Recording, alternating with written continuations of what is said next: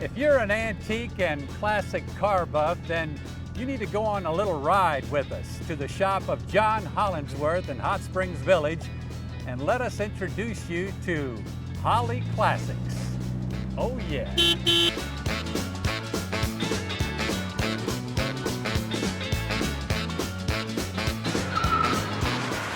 So John, how many years worth of collecting are we talking about here?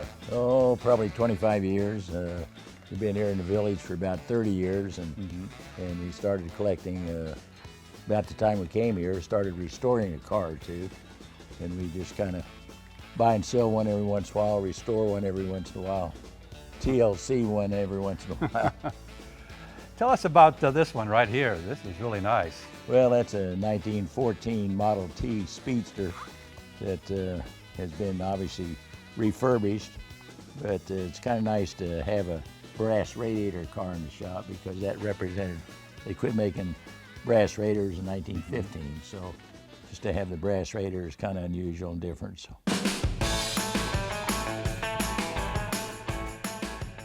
So I guess if you were a surfer dude back in the 1950s, this is the kind of ride you would have, huh? Yeah, I believe you'd be a real hit at the beach, maybe in the water or out of the water, but it's a 57 Dodge station wagon that's unusual, to say the least. The colors are great. When I first bought it, I thought it would have a standard motor in it until I raised the hood on it. Found out it had a Hemi with 2 4-barrel carburetors, so they might have got to the beach early, but they better stop at a gas station to get back. Yeah. And interesting enough, in looking at the brochure of the car, that was an option. You could get that. I didn't believe it, but it is an option in that car.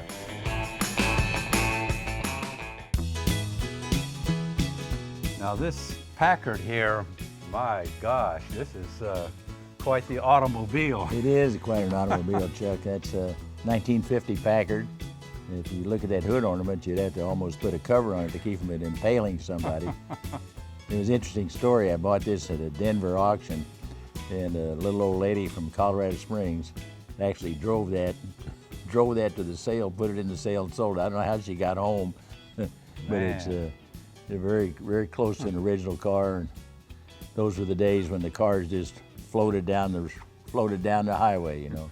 And what about this Coca-Cola truck here? That's pretty well, awesome. It is a novelty issue. Actually, it's a 1928 Model A Ford that pickup. It's unusual because it's a roadster pickup, soft top.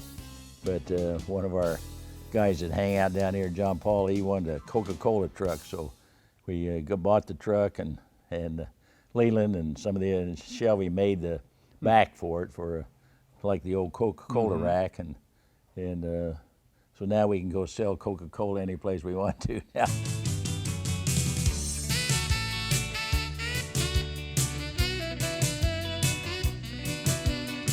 Now your family has quite the Indy history. This is the kind that you drove in the 60s? Yeah, this is called a midget racer, which is, we did most of those on the quarter-mile and half-mile tracks, and then we went to the sprint cars, which were half-mile and mile tracks.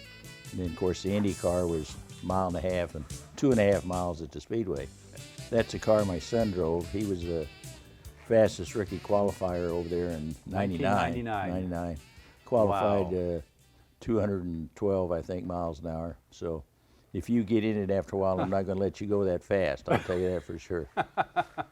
This dirt car, championship dirt car here was like we ran some. Yeah. And those ran mostly on mile dirt tracks.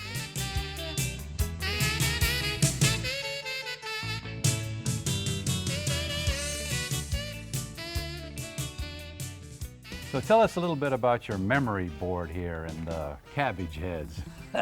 Okay, well, that's most of the guys that have hung out down here. I told you this is kind of like an adult daycare center here. And all those guys, some of them are gone. Matter of fact, unfortunately, about half of them are gone already. But the word Cabbage Heads was a classified term for a long time. We'd have to shoot you if we told you what it was, but I'll tell you anyway. Okay. Some guys were working on the cars back in the shop one day and laying around, and tools were all on the floor, and somebody couldn't find a wrench, and it was a kind of a bad scene. And one of the wives happened to be there, and she said, you guys are just a bunch of cabbage heads. So and not very sophisticated story, but that's how it all started. So the name stuck after that.